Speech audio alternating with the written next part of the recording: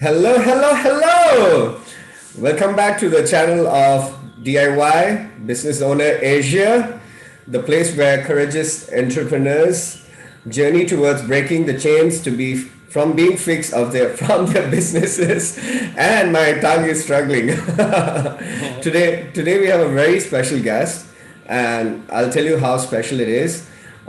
So his name is Hari Kotian, and Hari Kotian. I'll tell you like a title of like the. I'll tell you a story a little bit first, okay? So how did this business owner of a four branches restaurant in Mumbai kept his business afloat and operational, and even fed 1 million meals to the needy during the darkest days of COVID when business around him was shutting down?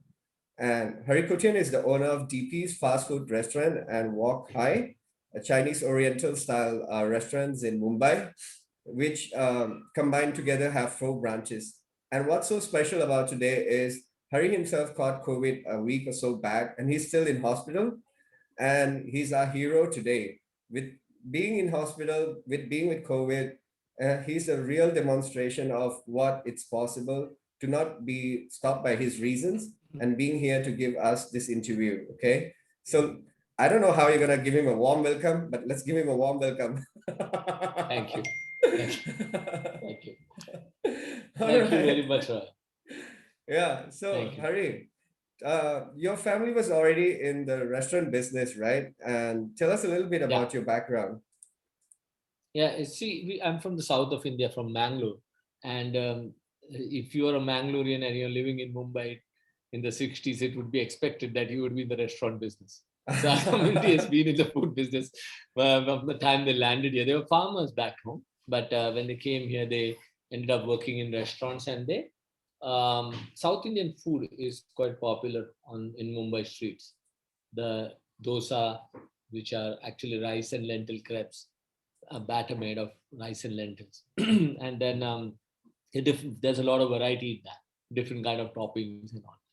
And there is something like a donut called medu vada, which is again a lentil thing, and it's served with certain accompaniments. And it's very popular. Mumbai being the textile city and the industrial city it was in the last century. So in the early 1900s, these restaurants from the south of India, West Coast, actually became very popular. And my father was here, my uncle was here. My uncle came to Mumbai in 1932. So my father came in after him, and they worked together. They had a restaurant, and then my father expanded and opened his own place. And I was born in Mangalore, in a village next to the river. Actually, I was born in the same room that my grandmother's grandmother was born. So it's an old house, and so I'm saying that our whole community has been in the food business in Mumbai, and my extended family is in the food business. But 1967, when I was born there, I'm brought up in Mumbai. So I've been brought up in lower middle class Mumbai. Yeah. Yeah. And I'm not sure if I heard that like those days in Mumbai, it was quite like the it was quite mafia controlled or something like that, right? So it wasn't easy Yeah, to it was. start. If you see the um gangs of New York, or any story of a city which was migrant and how it developed, there would be violence there, right? So, and there would be different groups and communities coming in and jostling for the space. And retail obviously had, so almost every, I've lost two cousins in the gang wars. Oh, So, yeah. So, if you were to survive the retail business, there were others who ended up in jail also. So you had to fight for it, right? So our community is known to be that tough, and at least at some point in the till the 90s, at least these communities were a part of the underworld and all that. But my father was not in bootlegging or any illegal business. He was a hardworking businessman who was running a retail outlet, and then he had two more. So in all, he had three outlets in the 60s, and one of them is was his own, and the other two he had rented out. Yeah, but and he was when a successful businessman in the mid 60s and the late 60s. Yeah. Yeah, in his own right, right? Yeah. Yeah, yeah. And like he worked his way up. He worked hard. There was nothing else to do other than that, right? So you you were working like 12, 14 hours a day if you were in the restaurant business back then. When But you when had to be tough, like I said. You had to be tough. Like my uncles and my father would say to us that, you haven't seen the hard days. There'll be at least two guys in a day who walk up to you and say they're not going to pay. What are you going to do about yeah. it? So like you Like you it's have you have to work like do you do did they do bodybuilding, keep nice around and all that?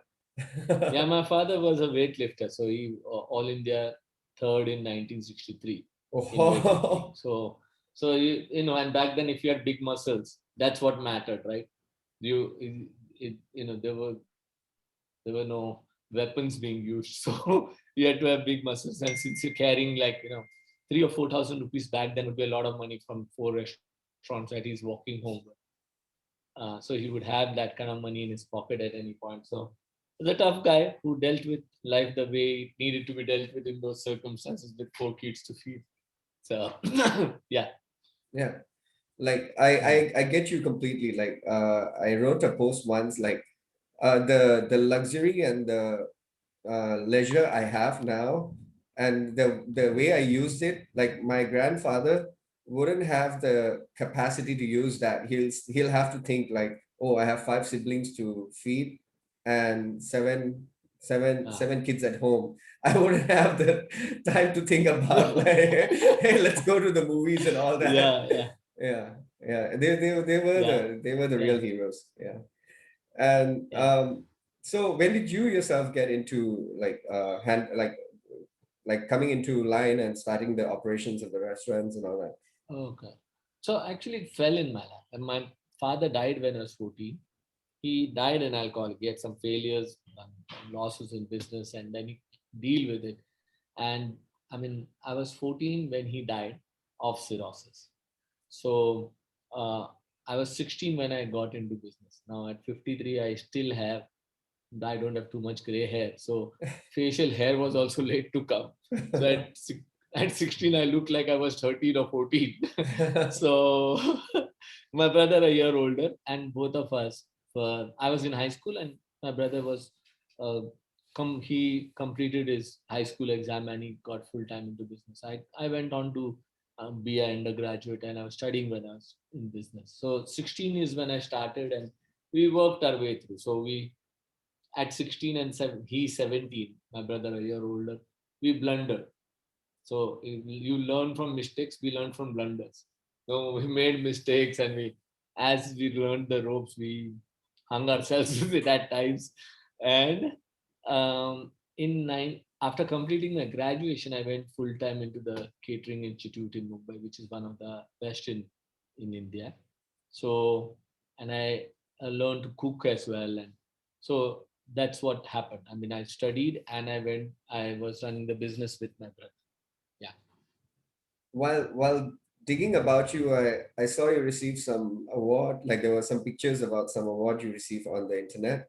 I saw that. Yeah. So, Yeah. What was that so about? there is, see, there is, see, pav bhaji is one of the favorite street food in Mumbai. It's actually a lot of vegetable mashed with some masalas in it, a lot of red chilies in it, and garlic paste and all that. So it goes along with this bread, which is called pav, which is from Goa. Pav came from Goa to Mumbai, but with the Goans. And but pav and bhaji was the right food for the textile mill workers when their breaks that they got. So it would be sold on the street, and it was made very popular in Ahmedabad textile again and Mumbai by the textile workers. And now it's a fast food thing which is very popular all across the west coast. So if you go anywhere in Gujarat, there's a different kind of pav bhaji which is sold, and in Mumbai there's a different kind of the pav bhaji in Mumbai is a lot more redder and spicier. And we had been rated in 2015 by Bombay Times of India as one of the best in Mumbai actually. Okay, so that was the first award that we got, and we've got quite a few other awards also from Times and other groups. Yeah, So what I got from how this came about was like your real experiences in your restaurants plus the catering studies you were doing in this thing. You yeah, blend that together. You came up with something that the market wants, like the working class people, yeah, and that's what took off, and it became taste. It's really yeah, tasty, and yeah, then people yeah, people talked about it, and then it got yeah. This awarded. is in the 80s, these kind of 70s and 80s, these kind of South Indian and pav bhaji and Indianized pizza combo became very popular. It began actually more in the late 60s and the early 70s, and these kind of restaurants became more and more popular. And in the 1990s, I did the Landmark Forum. There's a program called the Landmark Forum. Landmark Worldwide conducts it in 1992. Some customers spoke to me for 20 minutes at the ice cream counter, and it sounded interesting. Total stranger. I just registered for this course, and the program is designed for one to see what is needed rather than what my logic says. What my logic says. My logic says this, that, this is good, this is bad, that's right, that's wrong. The whole reference point that I have from however I wound up becoming the hurry that I am. So the course is designed for you to see how you became this person and how you're limiting what you see, and particularly in your family or in your businesses. What is needed and what how are you limited in how you're approaching? Now, when I saw that, I was 24, and the next um, this was July of 92 that I did this 3 day 1 evening program. It was mind blowing. It's designed to blow your mind actually.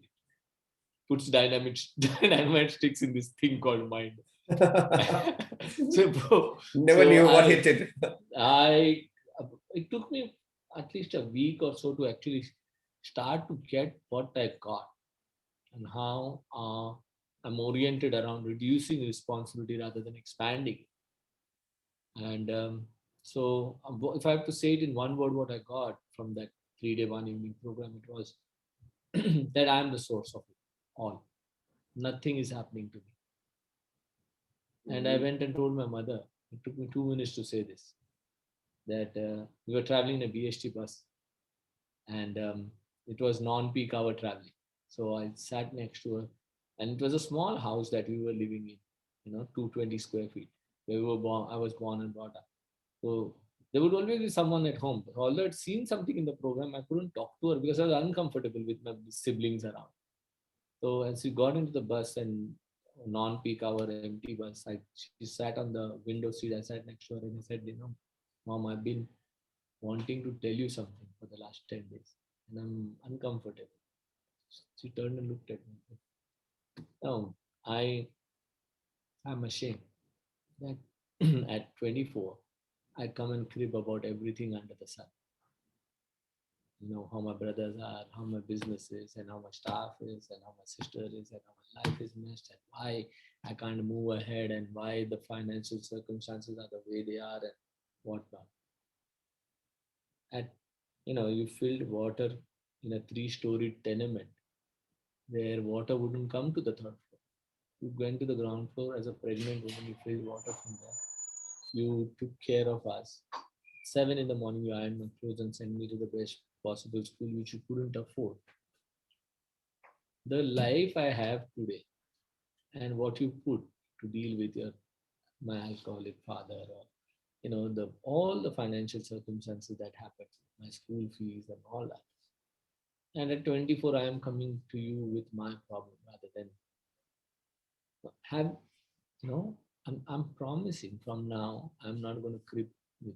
I'm not going to complain about anything. I want you to sit back and relax. And I'm here to take care of whatever is there to be taken care of. You tell me what is there to be taken care of. And my mother turned around and looked at me.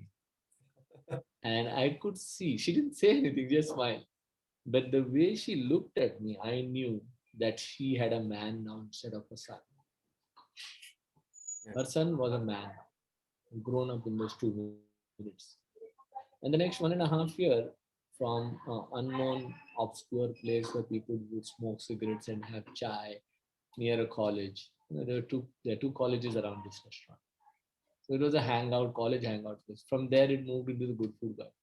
Now about the masalas, about the cooking, about the food costing, about the marketing and whatnot. I had read enough. I read enough books in micro and macro economics. I could talk about everything under the sun. I could tell you how the central government comes up with the CRR ratio for the banks and whatnot. But when it came to my finances, I had the results that I had. So the next 1.5 year, business grew by 13 times. Oh.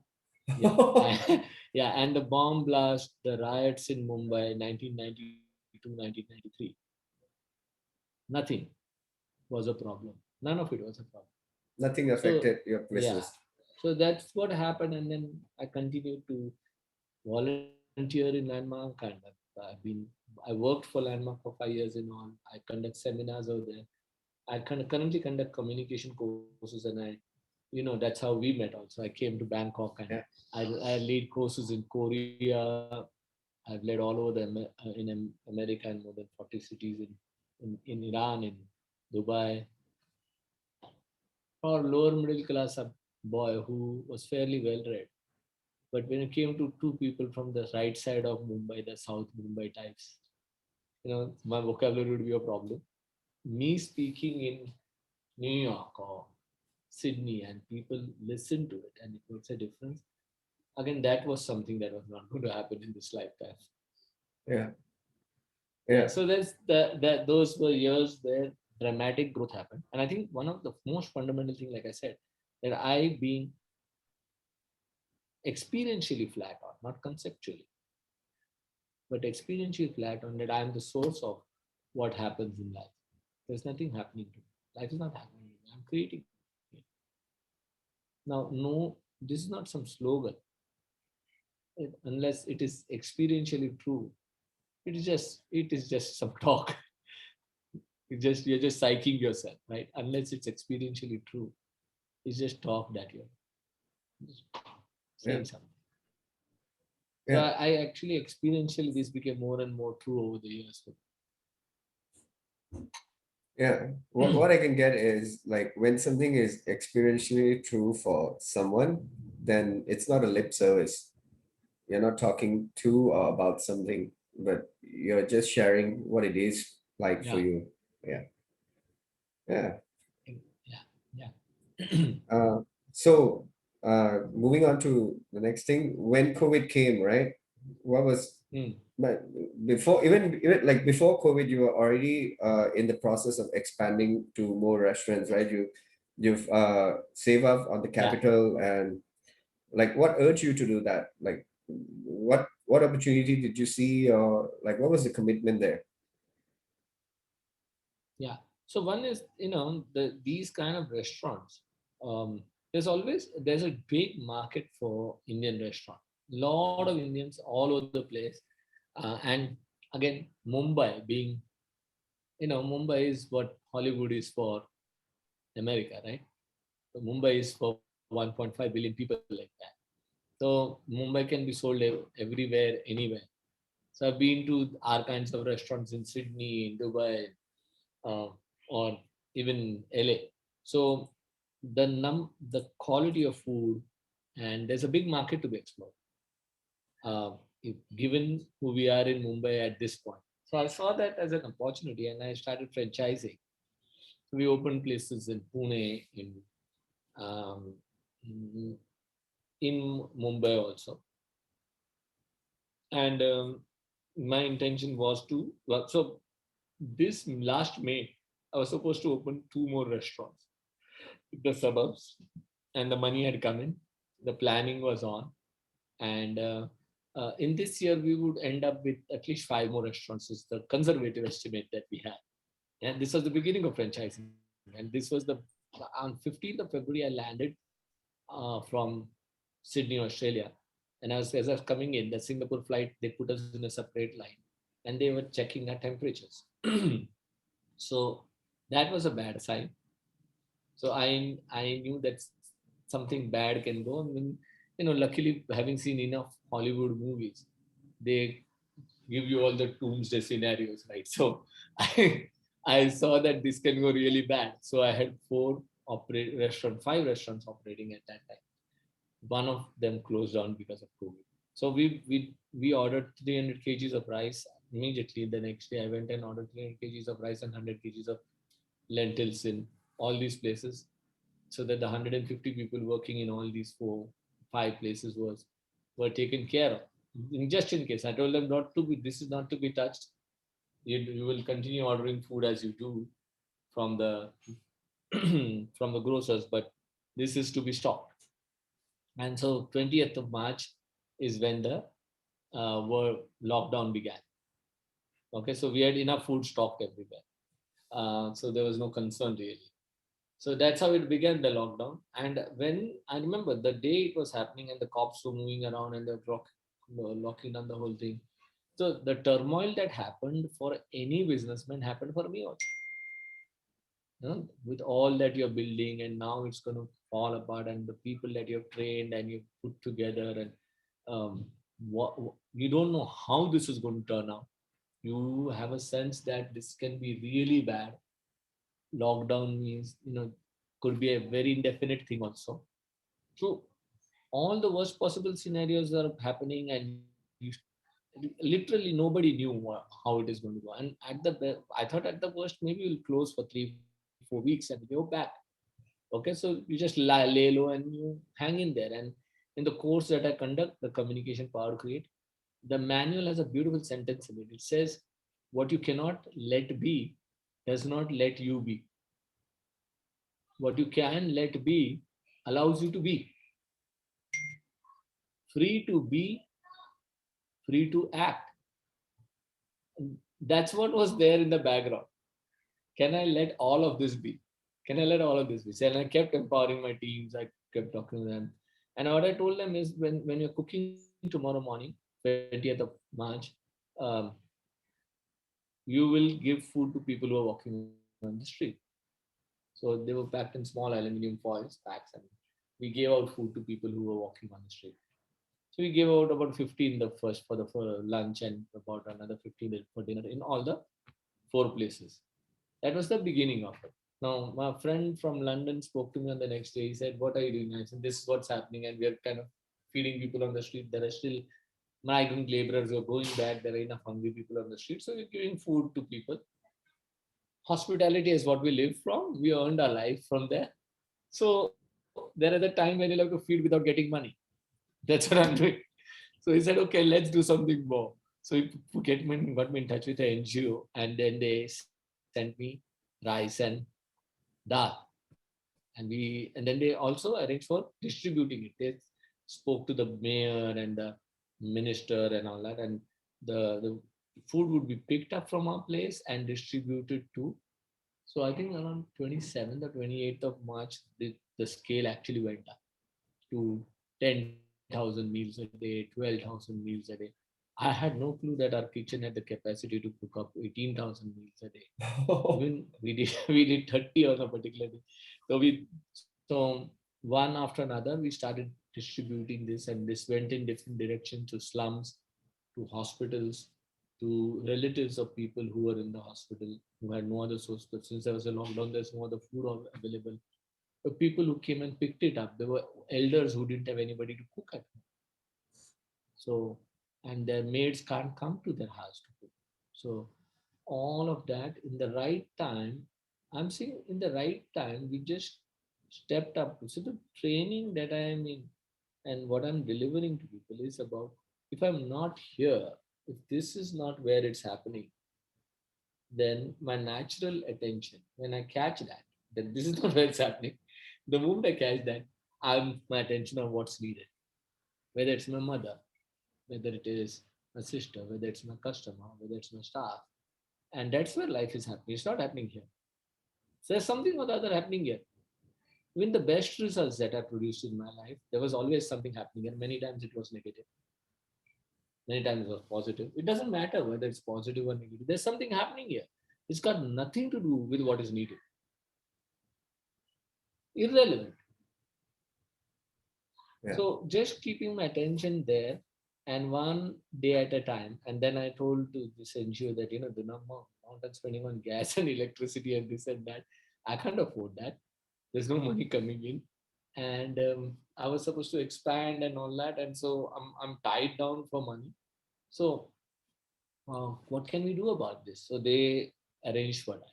They arranged for the payments for the electric bill, the gas. So I was not supposed to make money in it, but my expenses were taken care of. And then we went full out for it, and we did a lot of things. By September 10th, the minister felicitated us for 1 million meals being served Oh. at Dharavi, and then the mayor also. Uh, so there was so and we managed to with some other people who also are volunteers at Landmark. I managed to do a lot of work. We did a blood donation camp. So a restaurant running a blood donation camp when the lockdown was not fully over, and we managed to get 51 packets of blood. And then on in the second week of September, we saw the need was over for that kind of food production. There were not that many people on the street now, but we needed community refrigerators. So ours was the first restaurant to have a community refrigerator where people can come and put food in the refrigerator for anybody. So we would give the electricity and the maintenance. So I've got three such refrigerators in three different locations in Mumbai, and these are the first three in Mumbai. Now there are more than 50 of them. So a group of friends who volunteer at Landmark, we organize all of this. And even today, there is blood donation camps happening, oxygen cylinders. So there's a lot of work. A lot of these friends of ours together, we are working out, and the food for these blood donation camps go from our restaurants and all that. So there's some more. What I want to highlight is, everybody wants to do this. Who doesn't want to do this? I mean, which restaurateur wouldn't want to do this? But the having the attention on what is needed rather than being given from the fears and doubts and the reactions that one has. We're oriented around surviving and fixing all the time. So if we're not lost there, what is naturally there for you is to do what is needed and required. Yeah. And it's natural. I mean, I had the infrastructure, I have the infrastructure. There are many people like me who have the infrastructure in the city in the right places. And it, anybody can do this. And everybody really does want to do it. Who wouldn't? That I'm not faking, I'm not saying that this, I'm not just thinking positive. I'm saying anybody and everybody wants to contribute. It's that's natural. And in this lifetime, in 36 years of business, there's an opportunity which happens in a lifetime. Just have to rise and do what is needed. And I don't see any nobility or morality or good or bad or good thing that I did or something that super extraordinary that I did. I just did what was needed and required. And I love that I got trained to think like that. And if someone like me can, I think anybody can. wow. Anybody can think, speak, listen like So all these mindsets and psychology studies and all that, it's we can say it's all irrelevant. We just be in the situation. Our mind is gonna give us crap anyways, and just be out here and see what is required, and just keep doing that, that. and just let the mind be. Yeah, Yeah, if you can breathe and let it be, it lets you be. Like I said, money, if I can let money be, money lets me be. The time on my watch, if I can let it be, it lets me be. Or, what is happening in my head right now? If I can let it be, it lets me be.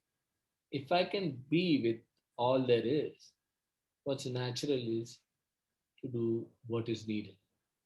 And that is more like a dam being unleashed. It's natural. There's no struggle. There's no effort. You don't have to fight and fight. I don't have to be jingoistically raving and ranting about anything. I might if I require, But that's not what it is about. It's about the damn thing getting done, what needs to be done. And you are only looking at unknotting, unencumbering whatever is encumbered over there so that you can serve what is there. And I'm a, I don't know whether I'm making it sound too simple, but really it is that simple. On the code, if you can keep moving things. And entrepreneur, enterprising means being dynamic to what is needed, being, going with the flow, being fluid with the situation, and doing what is required. In all the this journey, did you ever despair or like go into anything that like disempowering context and all that? Sure, there will all, every now and then there would be, every day, every other day, there would be another thought that why me and why it should happen now. That too, when I'm about, it took me like, a financial breakdown that happened 5 years ago. And now I'm on the verge of a big result. And why the hell is this happening to me? Why life is not fair? I mean, I'm a good guy. I never hurt anybody. I've been very supportive of people. Why this should happen to me? So all those kind of thoughts. When I conduct courses, I say 92.7 FM on 94.3 FM radio channel is always playing something. It's irrelevant what it is playing. I mean, you can enjoy what is being played right now. But you don't have to be tangled in that. Yeah. Yeah. So, and you know, it is possible to own all of that. And I'm not meaning to say this like something extraordinary phenomenon. It's literally as meditation, landmark forum, um, our programs and the trainings that we do at landmark, um, yoga, many pranayam, many accesses are there. There's no right access, but I my experience of the communication curriculum and the that we deliver at Landmark, Communication Access to God and Communication Power Create. There are two courses that I conduct. And there is a long training program called Team Management Leadership Program. The whole deal about this is any team, what is the intent of the team? Like the restaurant is a team, or my family is a team, my extended family is a team. There's an intent. So the church is a team, right? And then the intent is Jesus' message. Or the Indian Army is a team. The security of 1.5 billion people is the game, the intent. So the training is to serve the intent rather than do whatever is Oh, happening here in here, whatever feelings, reactions, moods, thoughts, logic is happening here, beliefs. More on another very important standards and ideals that one has. Standards and ideals one has about others, about oneself, about how I should be, how I shouldn't be, how people should be, how people shouldn't be. If I'm not entangled in all of that, this is natural. you make it sound so simple, and in fact, actually, it is, and you circumvent the whole thing, and you're just here being present, and yeah, just deal with what's required in front of you. Yeah. What's required. Hmm. Yeah, I can get that now. Like looking at my feelings and emotions and all the thoughts processes is irrelevant to make things work in Yeah. front of me. One of the things that really ties down people is the standards and ideals, which are mostly undistinguished. Just because my father was a tough guy, just because I come from this lower middle class background, just because my culture took a baggage is this, as that part of being from that part of South India, or belonging to that house which is 170 years old, from that village next to the river. So all those standards and ideals that I walk around, the beliefs I walk around, how right I am about that, how it is tying me down, how that is relevant to what's happening in life. this is one. This is, I think, all the work over the 29 years that I've done in Landmark, and I also did some meditation courses and reading and all quite a lot of things in the 29 years. But the I really got that this is not where it's happening. It's happening out here right now with Raja and me, Okay. and I can always be here with whatever is happening. I can still be here. Yeah. Now, looking back, would you have done anything different? No, I think given the resources I had and given the opportunity that was there, we definitely did rise to the occasion.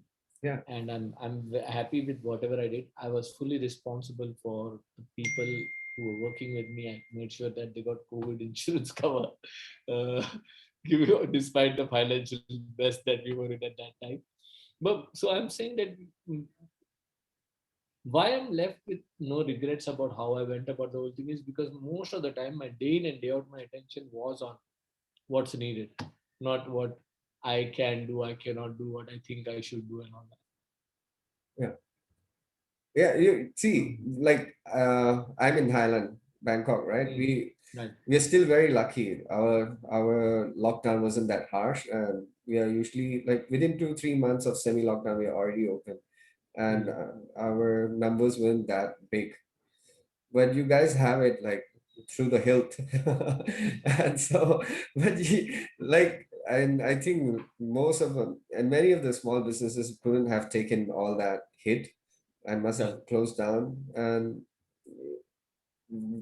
the simple yet effective way you went about all that kept your business going and also created a huge capacity of uh, so for Yeah, things to there's work for something others. about the business now I should talk about. There's something about the business that I should talk about.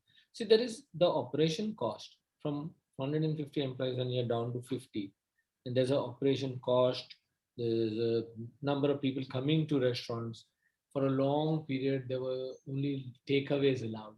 There was no sitting allowed. Till December, there was no seating allowed. Dine-in and was not allowed in restaurants. Right from March to December, there were no dine-ins allowed. So, so in those circumstances, there is some things you can do which you cannot do otherwise. For example, the kind of deals that I gave people, buy one get one, to encouraging them to have the most expensive dishes that are there in our menu at the most ridiculous price that I can. So what I did was I did Uber with the menu. The menu was available from morning 8 to 7 in the evening when it was slow. The colleges are closed and there's no business happening, walk-in business happening in the restaurant.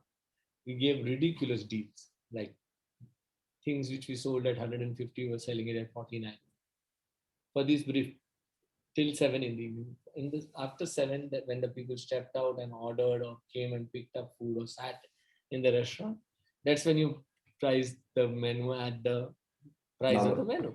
Yeah. So your operation cost was lesser, you transferred the benefit to the customer.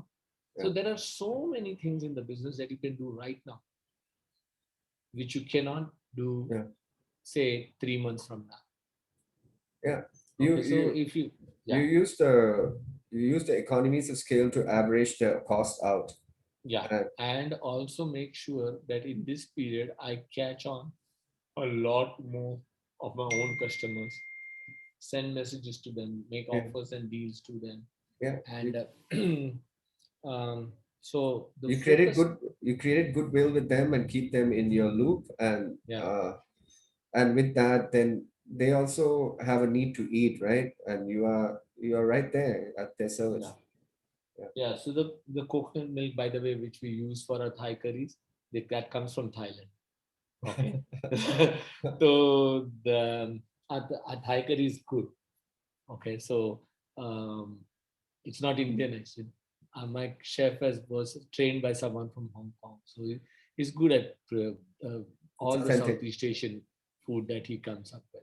So no compromise on the material, using the original sauces and the fresh materials, and selling it at a at say one third of the price that I would otherwise sell it at. This is when people get to experiment. Not I mean, not everybody would dare to order a Thai curry. A Okay, pav got it. bhaji is something anybody would order, Yeah, yeah, got and it, got it. now again, our DPs is a vegetarian brand. So who wants to have vegetarian food in it? Cottage cheese in Thai curry. Who wants to have cottage cheese in Thai curry? I mean, they would prefer chicken or prawns or some seafood in it, right? So one of our restaurant is a seafood and uh, chicken place, a non-vegetarian place that we call in India non-vegetarian. I know outside India non-vegetarian is not a regular word, but in India non-vegetarian is a very very regular word. Yeah, So with them, people experiment with it because of all these offers that we are making. Like right now, we are boosting something on Instagram and Facebook, and our deals are really great, unbelievably great. So in this period, there is an opportunity which needs to be encashed, yeah, which I won't have ever again. yeah, If I'm in full operations, I cannot do this, what I'm doing right now. yeah. And you wouldn't have the attention to do that also. Yeah, Sure. and And this, that's what I meant by what is being called for. See, can I do what is being called for rather than what I want, I don't want, what I think I should, and what I can I be sensitive to what's the opportunity right now? There crisis always comes with an opportunity. It sounds very cliche, but how in your case? How in your case, in your business, in your circumstance right mm, yeah, and all right.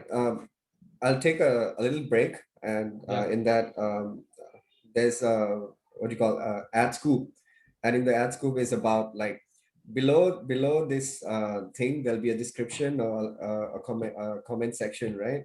So in Hmm. that there'll be a link where all the marketing what do you call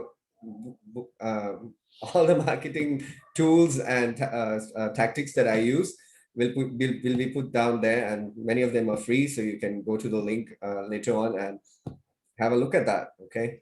Sure. All right. Sure. And when you So, send me the link, I will also make sure my team promotes this on the social media as all right, great. well. Okay. And now coming back to your case, Hmm.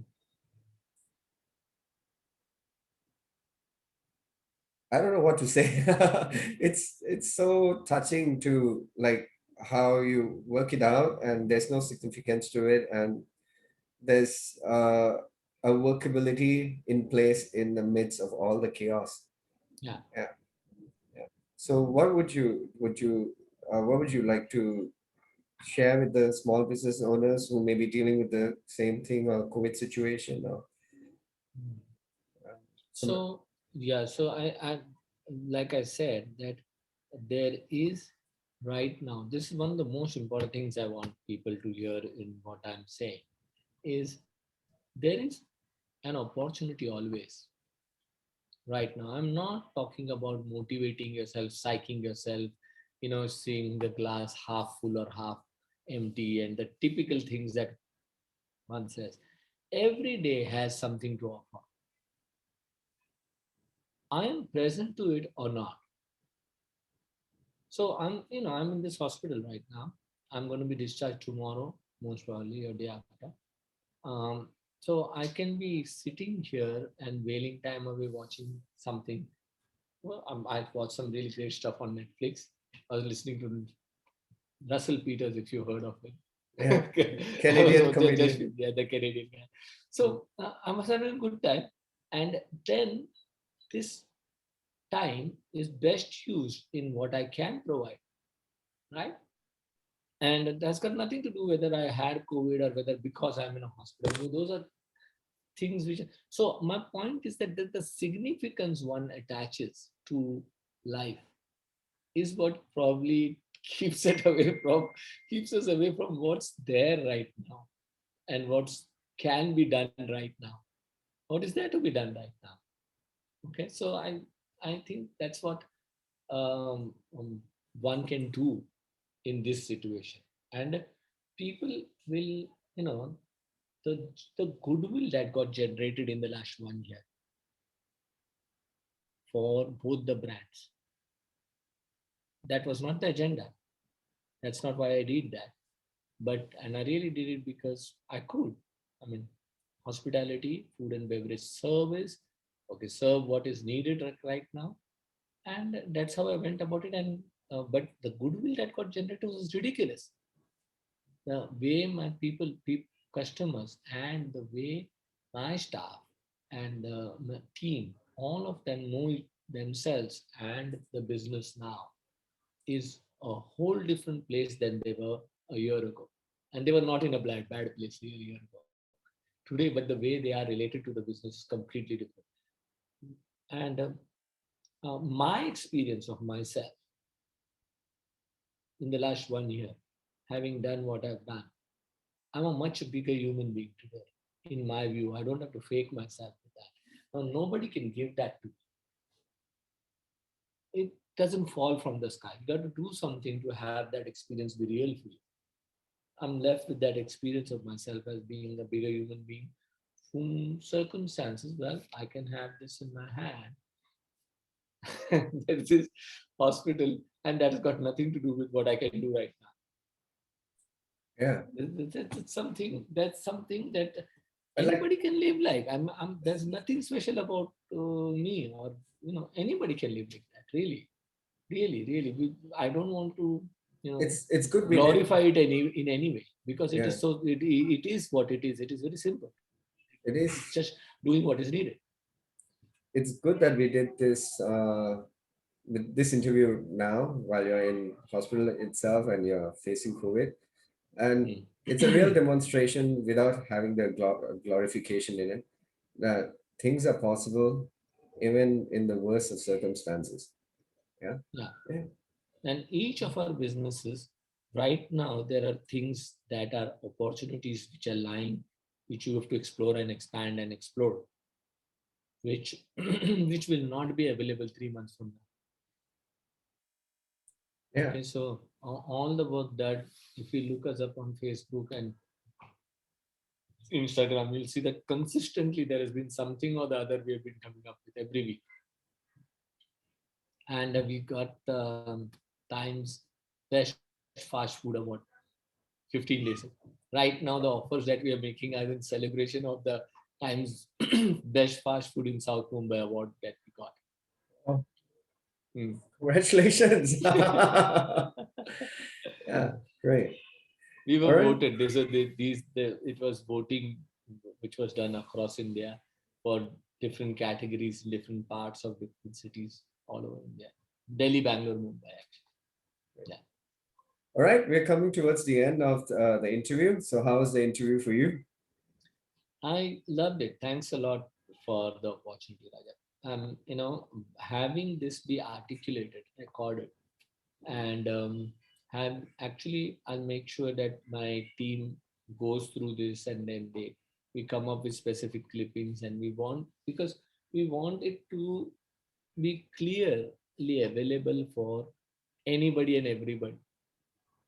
So, every businessman in whatever field they are working in can right now serve what is required, can right now do what is needed, and make the most out of it. Most importantly, mm, their experience of themselves.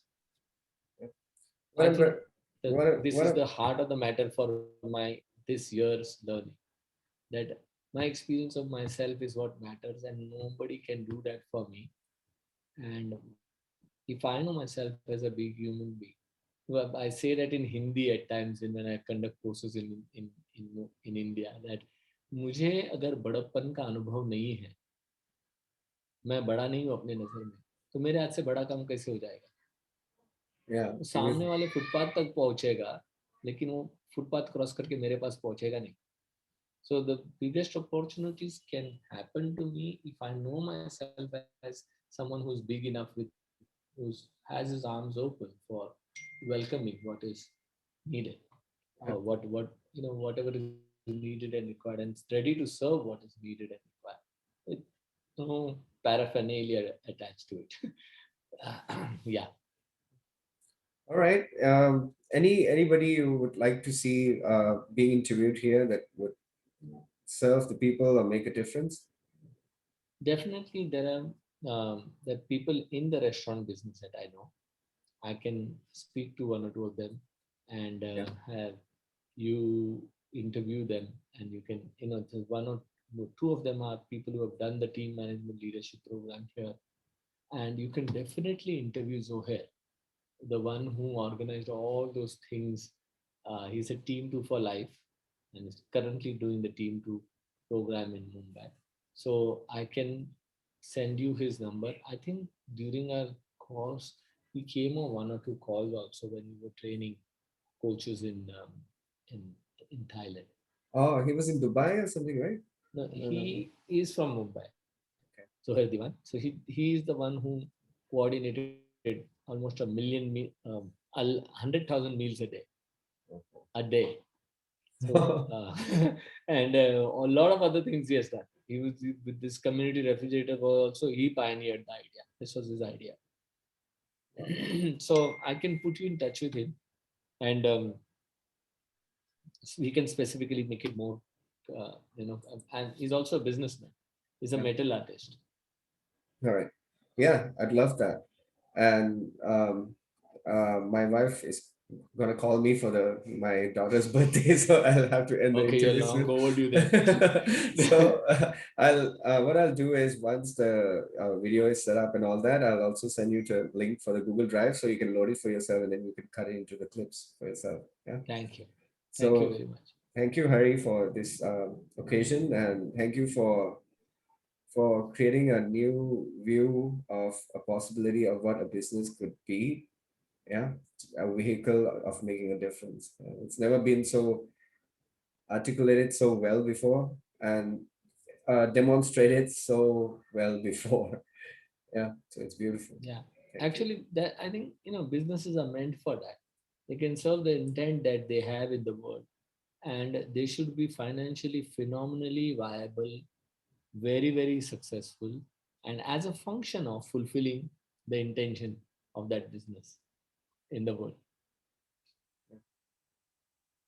Natural fallout of that. There's a lot of money happening because if this is the intent being served, then there should be a lot more resources.